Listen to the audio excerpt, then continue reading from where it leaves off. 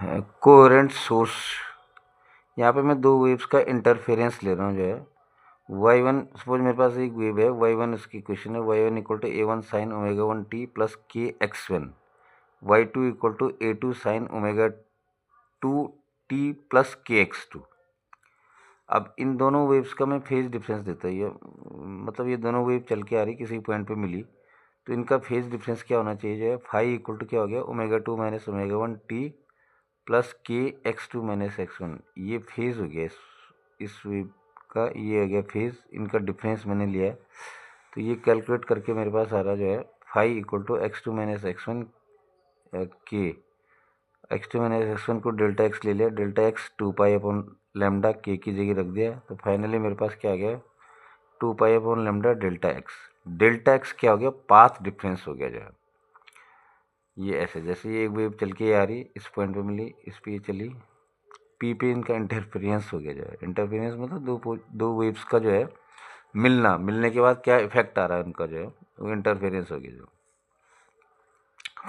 The phase difference at point is only because of path difference.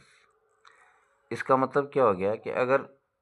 Omega two अगर omega 1 equal to omega 2 है, तो यहाँ पे जो मेरा ये फाई बना जो है that is omega 2 minus omega 1 T plus K x2 minus x1। यहाँ पे if omega 1 equal to omega 2 है then phi equal to x2 minus x1 K, ये आ गया मेरे पास जो है। यहाँ पे the phase difference at point is only because of path difference, क्योंकि यहाँ पे जो है ये वाला टर्म कैंसिल हो गया जो है। अब इस पॉइंट पे जो फेज डिफरेंस आएगा इन दोनों वेव्स का वो केवल पाथ डिफरेंस के कारण से आ रहा जो है, जो डेल्टा एक्स है इनके भी जो पाथ डिफरेंस आ रहा है उसकी वजह से फेज डिफरेंस आ रहा जो है। It does not depends upon the time, time पे डिपेंडेंसी खत्म होगी जो है, क्योंकि ये तो ये वाला टर्म ज़ीरो हो गया जो है। और it does not very with time, इसका मतलब ये टाइम के साथ वेरी नहीं कर रही जाए। It changes with position,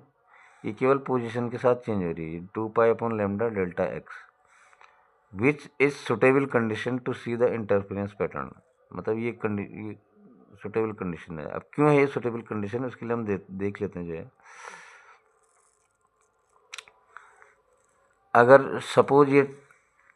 suppose यहाँ पे जो है ये टाइम पे डिपेंड करता जो है, तो अगर एक जगह पे मेरे पास ब्राइट फ्रिंज बनी है तो टाइम के साथ क्या हो जाता जो है वो मुझे ना तो ब्राइट दिखती प्रॉपर तरीके से, ना ही मुझे क्या दिखती डार्क दिखती जो है, वो टाइम के साथ वेरी कर रहा था जो है ना फेज डिफरेंस। तो इंटेंसिटी पे उसका फ़र्क पड़ता जो है, एक ही जगह पे जो है ब्राइटनेस भी होती डार्कनेस भी होती, कुछ कम ब्राइट होती कुछ ज़्यादा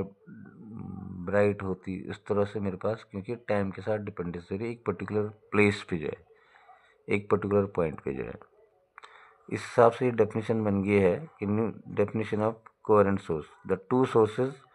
which have phase difference independent of time does not vary with time at a given position. If there is phase difference it is only because of path difference delta x। मतलब दो source हैं जो है किसी point पे, दो source से जो फ्रिक्वेंसी आ रही जो है, जो लाइट आ रही जो है वो किसी पॉइंट पे मिल रही जो है, वहाँ पे उनकी डिपेंडेंस है सिर्फ जो है जो फेज डिफरेंस अगर आ रहा अगर उनके बीच जो है तो सिर्फ पाथ डिफरेंस के कारण है, न कि टाइम पे डिपेंडेंसी नहीं है उसकी जो है। तो यहाँ से फाई का फॉर्मूला बन गया 2 pi upon lambda delta X equal to lambda upon 2 pi phi.